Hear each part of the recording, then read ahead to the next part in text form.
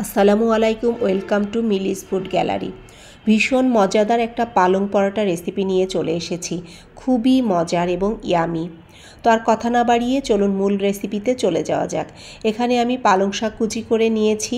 পালং শাকের সিজনে এই রেসিপিটা আমার খাওয়া চাই, ভীষণ ইয়ামি এবং টেস্টি। তারপরে একটা হাঁড়িতে আমি পালং শাকটা ধুয়ে সিদ্ধর জন্য বসিয়ে দিয়েছি। ওর মধ্যে দিয়ে দিব কয়েকটা কাঁচামরিচ, একটা পেঁয়াজ কুচি আর একটা বড় রসুন কোয়া আমি কুচি করে দিয়েছি। এতে পানি দেওয়া লাগবে না, কারণ পালং শাকে যে পানিটা থাকবে সেটা দিয়েই সিদ্ধ হয়ে যাবে। সামান্য একটু লবণ দিয়ে দিলাম সিদ্ধর সাথে। এবার এই পানিটা যে বের হচ্ছে পালং শাক থেকে সেটা কিন্তু ফেলে দেওয়া যাবে না। এই পানিটা দিয়েই কিন্তু ময়দাটা মাখাতে হবে। তো পালং শাকটা আমার সিদ্ধ হয়ে যাচ্ছে। তো এই ফাঁকে বলে নিই, যারা আমার এই ভিডিওটা ফেসবুক পেজ থেকে দেখছেন এবং ইউটিউব চ্যানেল থেকে দেখছেন, প্লিজ চ্যানেলটা সাবস্ক্রাইব করে দিবেন এবং ফেসবুক পেজটা ফলো করে দিবেন। তারপরে আমি সেই পালং শাকটা পেস্ট করে নিলাম ব্লেন্ডার জারে।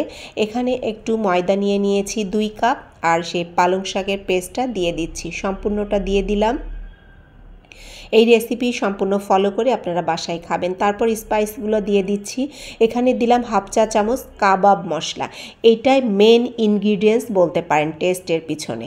তারপর দিলাম লবণ স্বাদ মতো এবং 1/2 চা চামচ জিরা গুঁড়া। একটু বেশি ঝাল পছন্দ করে আমার বাসায় সবাই, এই জন্য একটু চিলি ফ্লেক্স দিয়ে দিয়েছি 1/2 চা চামচের মতো। আর সামান্য একটু পানি দিয়ে দিচ্ছি, কারণ পালং শাকের পেস্টটা দিয়েই ময়দাটা মাখানো হয়ে গেছে, এক্সট্রা আমার কোনো পানি লাগেনি এতে। তারপরে হাতে একটু তেল মাখিয়ে ময়দার এই ডোটা একটু সেট হওয়ার জন্য আমি একটা সাইডে ঢেকে রেখে দিব কিছুক্ষণ।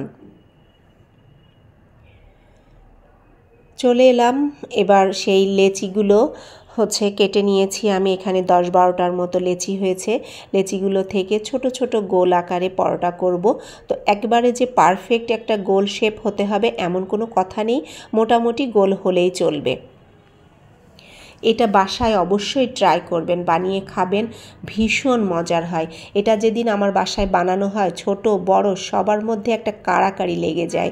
তো তারপরে এই যে আমি ফ্রাই প্যানে তেল দিয়ে একটু ভেজে নিচ্ছি, গোল্ডেন ব্রাউন করে ভাজতে হবে।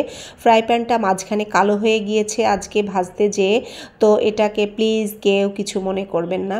তো এই যে গোল্ডেন ব্রাউন করে আমি ভেজে নিচ্ছি।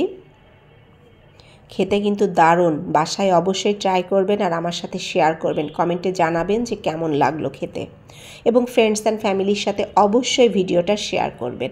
তারপর এটা পরিবেশন করব। আসলে পরিবেশনটা এমনভাবে করতে হবে খাবারের মানটাই মানে টেস্টটাই কিন্তু অনেক গুণ বাড়িয়ে দেয় আপনার ডেকোরেশনের উপর। তো আজকে আমি এখানে টমেটো কুচির সাথে আমার নিজের হোমমেড মানে বানানো আপনার মেয়োনিজ, সেটার সাথে মিক্স করে নিলাম শসা মেয়োনিজ আর টমেটো সস। বিশ্বাস করবেন না, এতটা মজা হয়েছিল যে মনে হচ্ছিল সবগুলো আমি নিজে একাই খেয়ে ফেলি। তো অবশ্যই বাসায় ট্রাই করবেন এবং ভিডিওটা ফ্রেন্ডস অ্যান্ড ফ্যামিলির সাথে শেয়ার করবেন। কেমন লাগলো ভিডিওটা অবশ্যই কমেন্ট করে জানাতে কিন্তু ভুলবেন না। Thank you so much.